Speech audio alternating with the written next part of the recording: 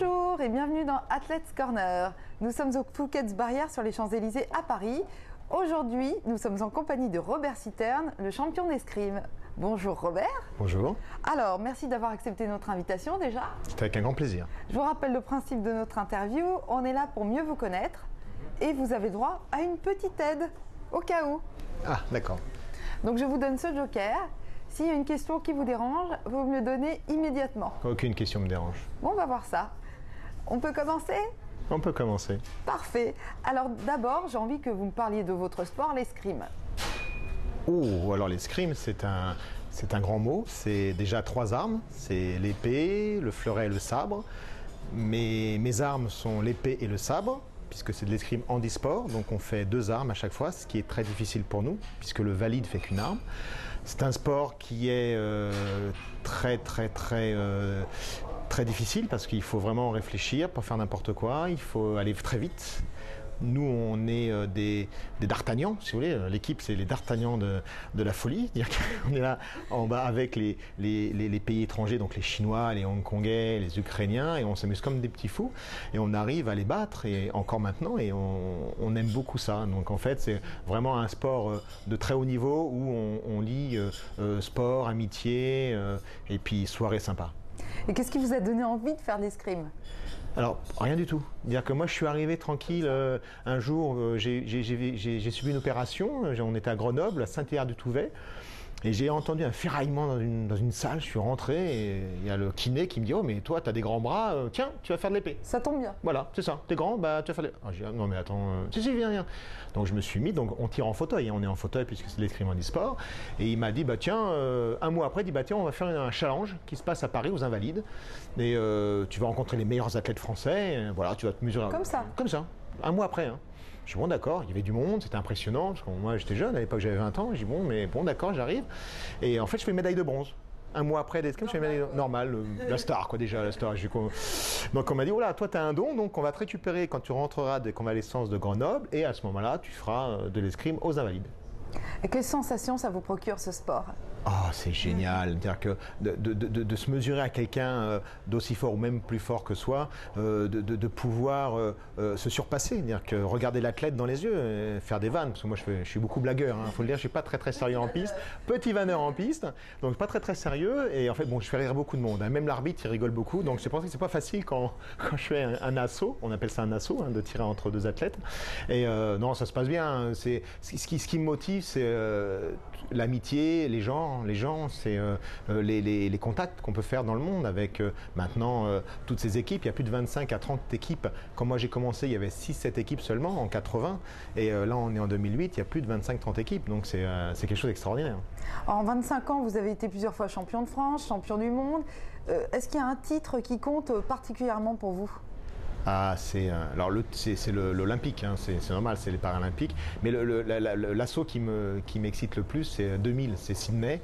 Et en fait, c'est un demi-finale par équipe, donc avec les Polonais. Et donc c'est en 45 touches, hein, il y a 3 de chaque côté, et on fait 5 touches chacun, on arrive à 45. Et en fait, moi j'arrive à 40-34. Le Polonais a 40, et moi j'ai 34. Donc c'est difficile parce que j'ai 9 touches à mettre, lui il a 5 touches. Donc on commence à se battre comme des malades, et en fait il mène 43-38. Alors j'ai 2 touches, c'est mort quoi. Et puis il me fait ça comme ça, voilà, t'as plus que 2 touches. Et moi, pam, je me concentre, 43-43. Alors là, le Polonais il dit, oh qu'est-ce qui se passe ? Le Polonais calmé quoi. Bah calmé, parce que c'est quand même 3 minutes, hein, on n'a que 3 minutes, on n'a pas plus. Hein. Donc je mène 44-43, il met la 44e et je mets la 45e. Et là on voit le Polonais pleurer. Dans ses mains, il pleure, parce que c'est quand même les Jeux Paralympiques, c'est quand même une médaille par équipe. Il pleure, puis il y a tous les Polonais qui me saluent, bravo, puis ils me sortent un mot en polonais. Je dis, qu'est-ce qui se passe, c'est quoi ils se foutent de ma gueule, je sais pas. Puis il y a un Polonais, non, pas du tout, on dit, toi, t'es pas de cette planète, t'es un envahisseur, c'est pas possible. Mener 45, 40, 34, alors sachant que les doubles sont valables, une touche chacun, et gagner 45, 44, c'est impossible, c'est pas possible, tu t'existes pas, toi. Et si, je suis là. Et en fait, on a discuté justement à la dernière Coupe du Monde là, au Canada, parce qu'on a fait une Coupe du Monde où j'ai terminé premier médaille d'or. Et le problème me demandait, mais ça fait combien de carrière que tu as ? Ça fait 29 ans de carrière que j'ai. Et à 48 ans, je suis toujours la niaque, toujours envie d'aller en compétition. Là, on part en France dans 10 jours à Tarbes. En juillet, il y a les Europes à Varsovie, au Marriott Hotel, donc il y a pire comme ça va. C'est difficile à vivre quand même. Voilà, c'est pas facile. Dans l'hôtel, la compète. Hein, donc c'est très dur. On descend de la chambre. Juste descendre, on s'habille, c'est fini, on rentre dans les chambres. Non, voilà, c'est extraordinaire. D'accord. Et est-ce que vous avez d'autres objectifs encore? Vous comptez rester encore combien de temps dans la compétition? Alors, mon objectif c'est 2012, donc ça fera 7 Jeux paralympiques. Le plus gros objectif c'est effectivement 2010, c'est novembre, c'est les championnats du monde au Grand Palais. Parce qu'il faut dire que depuis 2006 à Turin, on est avec les valides. Donc on bénéficie des médias des valides. Donc ça veut dire que les finales sont à la télé, les finales en e-sport. Donc ma finale à l'épée en 2006 a été à la télé. D'accord, donc ça motive quand même. Ça motive et puis ça permet de faire connaître notre sport qui est le handicap, enfin l'handisport, et les étrangers, parce qu'il y a beaucoup d'étrangers qui sont au championnat du monde en valide, et dire tiens il y a de l'handisport qui existe, mais je ne savais pas, et on a beaucoup discuté avec des étrangers. Vous voyez là on part en Inde, à la fin de l'année on part à Magalore, donc c'est nouveau, il y a les Brésiliens, les Portugais, il y a beaucoup de pays qui sont là et qui sont intéressés par l'escrime en e-sport, donc c'est très intéressant. C'est-à-dire qu'on œuvre, si vous voulez, pour développer l'escrime en France. Et puis il faut dire qu'on a quand même des partenaires qui nous aident pas mal à développer, à nous aider pour faire notre foncier, pour nous aider à améliorer toutes ces difficultés, ces parasites qu'on a, que les valides non plus, parce qu'eux ils sont dans un cocon, donc ils sont bien rééduqués, le mental, nous il nous manque un petit peu de mental, un petit peu de kiné, donc on essaye d'être professionnel maintenant. Depuis 2008 on a vu que les Chinois étaient très très préparés. On a vu à la dernière Coupe du Monde que les Ukrainiens étaient très très préparés aussi. Il y en a un qu'on a vu de nulle part, il est arrivé, il a fait quand même premier de tableau au fleuret à l'épée, quoi. Ouais. Donc on se dit donc ok, ils rigolent plus, quoi. Ils sont préparés, ils ont les moyens. Ça se professionnalise beaucoup en fait. De plus en plus. Mais moi c'est pour ça que je continue. Moi j'aurais pu arrêter en 2000. Et puis j'ai dit oh ben non mais c'est sympa, les appareils, les fauteuils, tout s'allège, c'est sympa.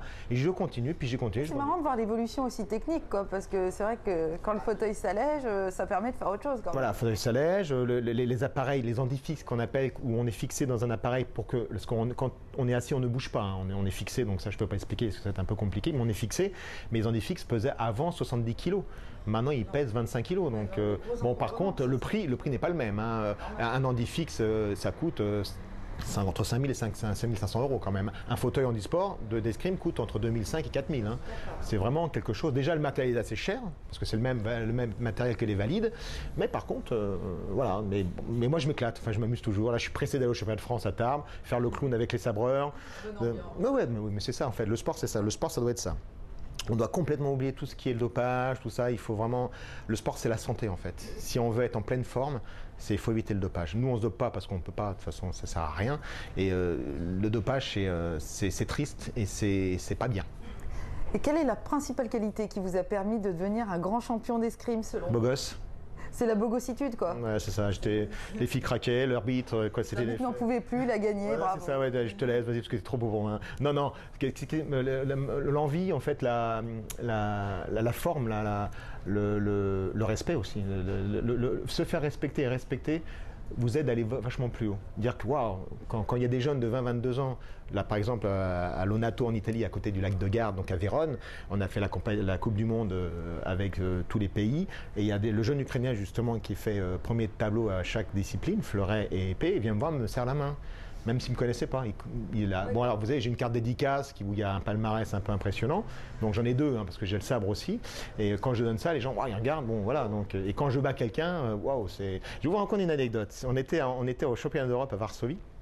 Donc on a fait les Europes en 2007 et une Coupe du Monde juste après à Varsovie, donc ça c'était un peu dur, c'était 12 jours au Marriott Hotel encore une fois, c'était pas facile. Si, encore et en fait, bon, j'en avais un peu ras-le-bol, j'avais été vice-champion d'Europe au sabre, au fleuret et champion d'Europe par équipe au fleuret au sabre, à l'épée au sabre, pardon. Et en fait, j'en ai marre et à 14-14, il y a un jeune Polonais qui me bat, 15-14. Alors tout le monde, mais qu'est-ce qui se passe, Robert? Non mais c'est bon, je suis fatigué, puis il y a Pékin qui arrive, donc non, ça va. Eh ben, il a été mis sur un piédestal. Il y avait une grosse soirée à la fin. Il dit voilà, Monsieur Kalka qui a battu Monsieur Citerne Robert, champion du monde en 2006. Ils lui ont fait une épée gaucher. Et puis ils m'ont fait dédicacer. Ils m'ont pris des photos comme si j'étais une star, quoi. La star, ouais, c'est ça. Et j'ai trouvé ça super adorable, marrant. Enfin voilà. Et en fait, en handisport, on a ça. On a le goût de la fête après, parce qu'en fait, le valide est un petit peu plus difficile. En valide, c'est un peu plus contraignant. Mais en handisport, non. de moins en moins, si vous voulez, de moins en moins il y a de fêtes, parce que de plus en plus c'est professionnel, donc le problème, il y a de l'argent à la clé, donc à chaque fois c'est le problème. Mais encore, on arrive à avoir 2-3 compétitions où à la fin on fait une soirée sympa, on danse, avec tout le monde, et il n'y a pas de barrière. Et ça, je trouve ça génial. Ouais, la compétition, c'est bonne ambiance, quoi, finalement. Bah, c'est ça, mais à l'hôtel, la fête. Voilà, c'est ça, mais ouais, mais c'est ça. C'est pas que la compétition en elle-même, quoi. C'est du haut niveau, attention, c'est du haut niveau. C'est-à-dire que quand on est en compète, on est en compète. C'est-à-dire que on se parle très peu, on fait comme le valide maintenant, hein. On est très dans notre bulle. Mais par contre, quand on peut faire une vanne, sortir une vanne en compète, moi, à ma finale de Turin, en 2006, je chantais, je déconnais en plein, avec un Chinois. J'ai un Chinois en finale, je gagne 15-13. Et je dis, mais le score, c'est combien? 7-7. Et je dis, mais pour qui? Alors il dit, mais qui? Mais 7-7, c'est ex-aequo, quoi. Enfin, j'arrête pas, je chantais, enfin plein de trucs. Et genre, même les journalistes d'Eurosport, ils disaient, mais il est fou, hein. Oui, c'est Robert. Et en fait, la particularité, c'est que j'ai un masque bleu-blanc-rouge.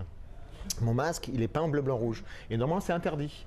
Mais moi, depuis 2004, j'ai fait ça. Depuis les Jeux de Athènes, j'ai fait ça. Donc en 2006, je l'ai eu. En 2008, à Pékin, on m'a dit non, ça sera interdit. Et en fait, ils me l'ont autorisé.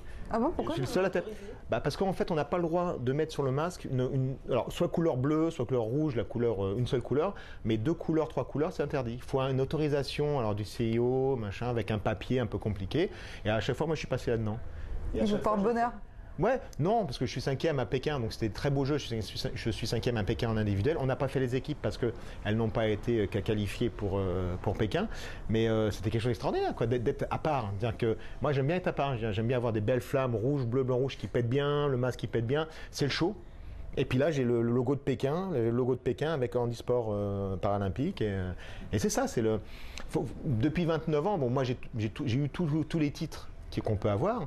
Donc l'avantage, c'est que maintenant, il faut se démarquer. On a 29 ans de carrière, on a 48 ans, bon, ça va, il est mort, enfin, il est vieux. Non, je suis premier mondial à l'épée encore, là, aujourd'hui, et je suis 3e mondial à sabre.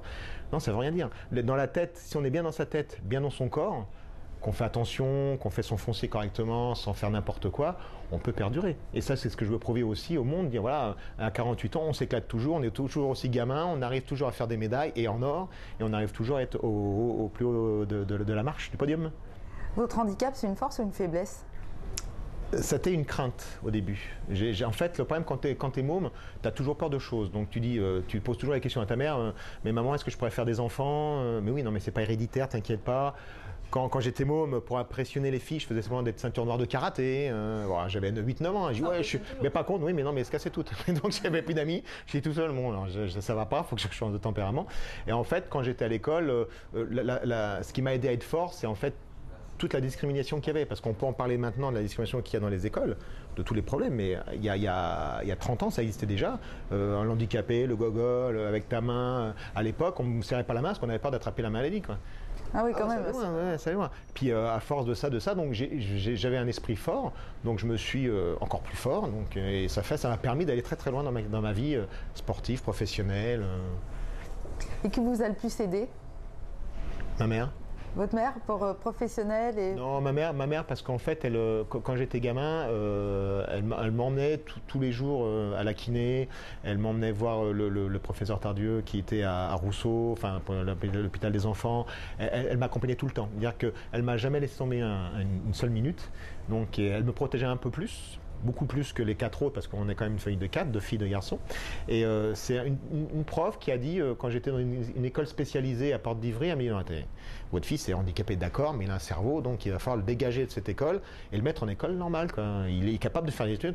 Donc, alors elle s'est fait virer d'ailleurs, parce qu'en fait, il y avait un quota à l'époque, je parle ça il y a 30 ans, elle s'est fait virer de l'école parce qu'elle avait enlevé un quota de primes de l'État. Ouais, c'était un gros bordel. Et déjà à l'époque, c'était pas facile, hein. À côté du sport, vous êtes délégué au handicap de la Garenne-Colombe. Quelles sont les actions que vous menez? Alors, il y en a plein. Il y a la charte Ville Handicap qui est l'action des 10 thèmes de cette charte. Donc c'est vacances, sport, culture, loisirs, emploi, logement. Donc il faut être clair que pour certains thèmes, l'emploi, le logement, c'est un peu difficile parce que la Garenne-Colombe est quand même une ville qui a des immeubles d'avant 1945 et donc qui ont des escaliers. Donc tout ce que fait le maire au niveau de la Garenne, c'est de refaire effectivement, détruire, enfin tout à refaire. Il en fait, et dans 2 ans, il y aura 110 appartements qui seront adaptés et qui seront en priorité, quelques-uns sont en priorité à des handicapés de la Garenne-Colombes. Le logement est déjà très difficile pour les gens normaux, donc les gens handicapés, c'est encore plus dur, hein, mobilité réduite.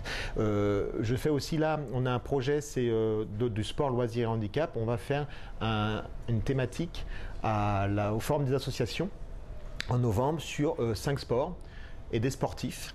Donc il y aura les 300 élèves de la Garenne qui viendront s'essayer au sport avec des interviews, avec beaucoup de choses. Et le but, c'est dans 2010, en novembre, on va faire des dessins, donc sport, culture et loisirs, des dessins. Et les 10 meilleurs dessins partiront au championnat du monde de Paris en novembre pour pouvoir voir une journée les athlètes handisport s'escrimer comme des malades sur des pistes de toutes couleurs. Alors vous êtes aussi au Levallois Sporting Club. Oui. C'est quoi votre rôle? Alors il y en a beaucoup, hein. Alors le Levallois Sporting Club, mon rôle, c'est de m'occuper des sportifs de haut niveau ou pas pour l'intégration dans les sociétés, handi ou valide. C'est aussi m'occuper du sport handicap dans les 33 sections de Levallois. Donc, il y a 33 sections et il y a 14 000 adhérents. Donc il y a du haut niveau. Et en fait, le but, moi, ma priorité propre, comme mon maire et comme M. Balkany et comme M. Juvin à la Garenne-Colombes, c'est de dire tout le monde a le droit au sport, quel que soit le handicap. Donc on travaille sur tout handicap. On travaille sur les mentaux, on travaille sur les physiques, sur les non-voyants, sur les sourds, pour que tout le monde puisse faire du sport. Donc ça marche sur le tennis de table, avec Gatien, qui est une grande star à Levallois. Ça marche aussi en trampoline pour les mentaux, ça marche pour 7-6 sports différents, et on essaye d'intégrer tout ça. Et le tennis, de jeunes mentaux qui ont 9 ans vont faire du tennis à Levallois. Et ça, c'est adorable, parce qu'on fait beaucoup d'initiatives avec le Conseil général des Hauts-de-Seine, et on fait 2 demi-journées d'escrime. Donc c'est une thématique pour tous les centres qui sont autour du 92, de faire l'escrime debout, l'escrime assis et l'escrime ancienne. Et l'escrime ancienne, c'est une histoire. Donc les mômes, ils mettent leur code de maille, ils remettent tout, et c'est super. Mais ils sont adorables. Enfin, moi, je craque. Ça me fait craquer. Et ça fait beaucoup craquer de personnes, comme des maîtres d'armes, ou comme des gens qui font du tennis ou tennis de table, ça les fait craquer, quoi. Ils disent wow, c'est génial. Même ceux qui n'ont pas essayé, ils disent j'ai un peu peur, je suis un peu inquiet. Mais en fait, ils ont 10 ans, c'est comme s'ils avaient 5-6 ans, quoi. Donc, mais c'est hyper adorable. Quelles sont les valeurs qui vous tiennent à cœur? Le respect, l'amour. Tout à fait. N'est-ce pas? Heureuse. L'amour, la compétition. C'est la compétition dans le terme exact, faire une compétition. Vous savez, le respect, voilà, c'est ça. Les valeurs qui me tiennent à cœur. Par exemple, à Pékin. À Pékin, c'est quand même les Jeux paralympiques. J'étais en demi-finale pour entrer dans les demi avec un Chinois. Le Chinois me bat 15-12. Je me lève, il se lève, parce qu'on est debout quand même, on se lève, on se fait la bise. Alors, il y avait les 1000 Chinois qui étaient là, qui peu un bruit, ils regardent. Moi, je me mets en survêtement France.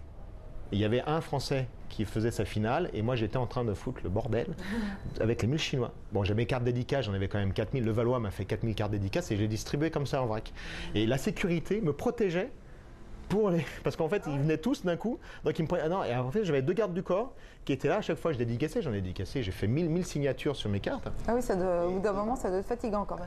Non, parce que c'est tellement extraordinaire de voir un public, même s'il est chinois, de voir le respect qu'ils ont. Parce qu'en même un moment, il y avait une finale chinois-chinois, il y avait juste des applaudissements. Et j'ai arrêté, stop, on arrête. Donc j'ai arrêté la compétition. Alors tout le monde se retourne, qu'est-ce qu'il y a?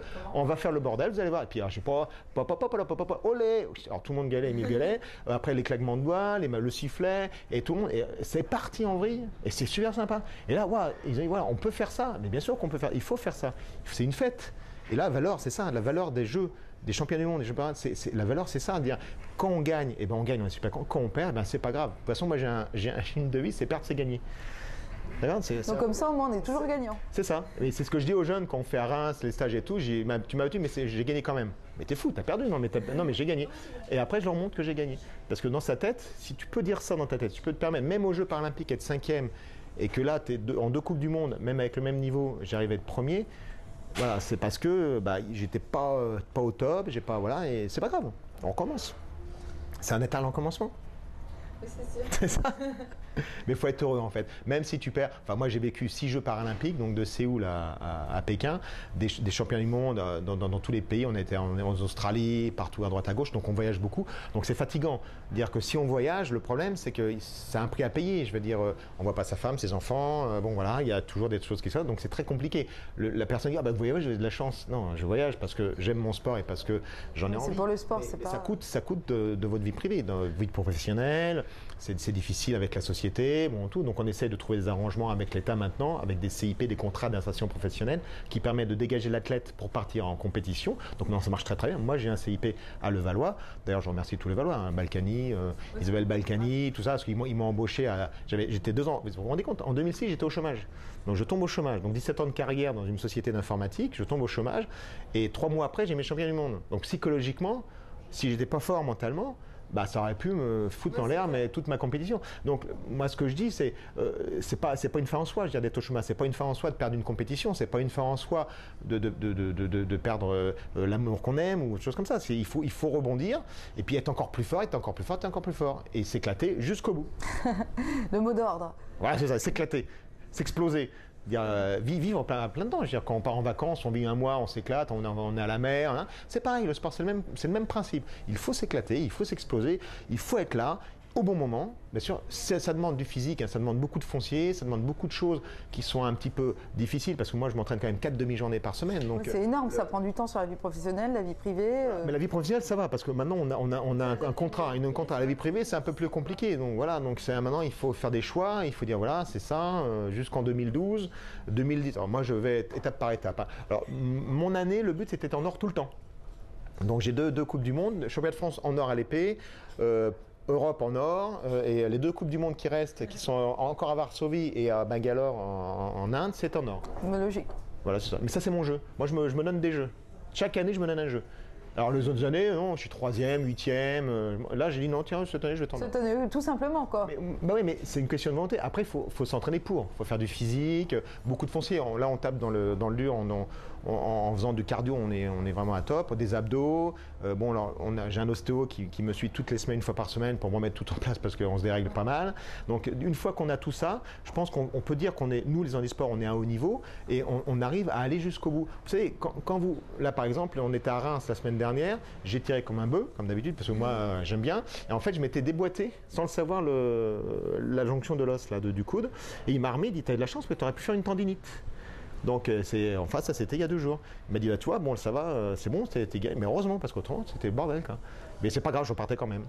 Ouais, quand même. Ouais, mais ça, c'est douleur, c'est dans la tête après. Hein. Il faut comme les Chinois, poum, on zappe. Ils sont très forts. Maintenant, je passe à vos goûts. Alors, en cuisine, qu'est-ce que vous adorez? Foie gras poêlé. Tout simplement. Ah, figue fraîche. Et qu'est-ce que vous détestez? Alors, ce que j'ai détesté quand j'étais gamin, c'était la béchamel, le jambon avec les endives et la béchamel. Ah non, ça c'était le... Et en fait, quand tu rentres à la maison, ça sent le poulet. Ah non, et là t'es mort.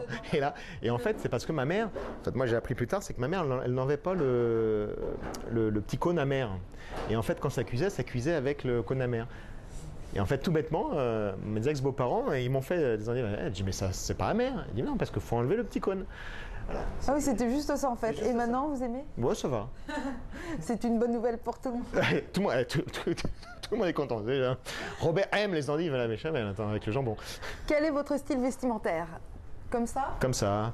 Costard cravate aussi. Hein. Je suis obligé, quand vous êtes conseiller municipal, ça, il y a des fois où vous êtes obligé d'être un peu beau, quoi. Bon, je suis beau naturellement, mais... Mais bon, il faut aider un petit peu, quoi. Voilà, c'est ça. En musique, quel est votre chanteur préféré? Benabar. Télévision, est-ce qu'il y a une émission que vous adorez? Une émission que j'adore? Ouais.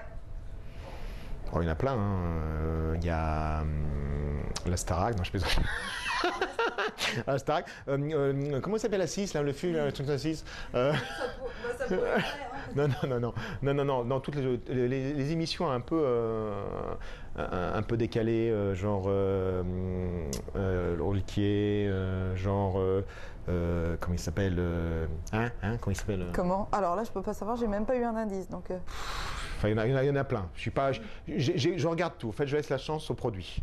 C'est-à-dire que je regarde devant ma télé, si 7 à 8, enfin, des choses comme ça sur TF1, des choses tout est regardable. Maintenant, Tout est regardable, vous ne zappez rien. je zappe beaucoup. Mais est-ce qu'il y a une émission qui est rédhibitoire pour vous? Non. Non. Non, parce que les sujets diffèrent tellement de semaine en semaine qu'il y a une émission, par exemple sur TF1, qui me plaisait. C'est le même présentateur avec quelque chose qui me touche pas ou qui m'interpelle pas. Capital même me plaît beaucoup. Capital, je regarde et j'enregistre, par exemple. Zone interdite. Des choses comme ça. J'ai retrouvé les mots, ça y est. Ah, ça va mieux maintenant. Ouais. Et en cinéma, est-ce que vous avez un film culte? Les Tontons Flingueurs, Les Barbouzes. Et alors, La Guerre des Étoiles, bien sûr, le premier. Et puis Retour dans le futur. Et un film que vous détestez? Un film que je déteste? Ouais. Mais que je déteste vraiment. Je vais dire une connerie. Que je déteste vraiment. Hein. Non, que je déteste vraiment. Les Alain Delon, les films d'Alain Delon, certains films d'Alain Delon que j'aime pas du tout. D'accord. Et est-ce que vous avez un sportif préféré? Oh, j'en ai plein. Ouais, c'est Giroud. Giroud, le capitaine du handball. Et autrement, j'ai Gentil aussi que j'adore. Et puis autrement, je connais pas tellement, enfin je les ai vus parce que je vais aux Étoiles du Sport une fois par an. Mais, Donc vous les croisez quand même? Ah, je les croise, mais il y en a plein.